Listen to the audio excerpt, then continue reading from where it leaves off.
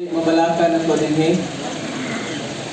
Salamat na po kayo kay mga normal na naitang tao dinhi. Pero sa Kristohanon, wala sa bukabularyo sa Kristohanon ang kabulaka.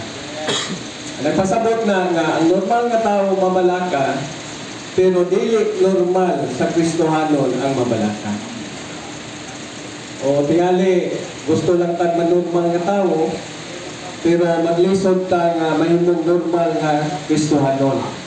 Pero naay paagi, musulti lang ta ni Jesus.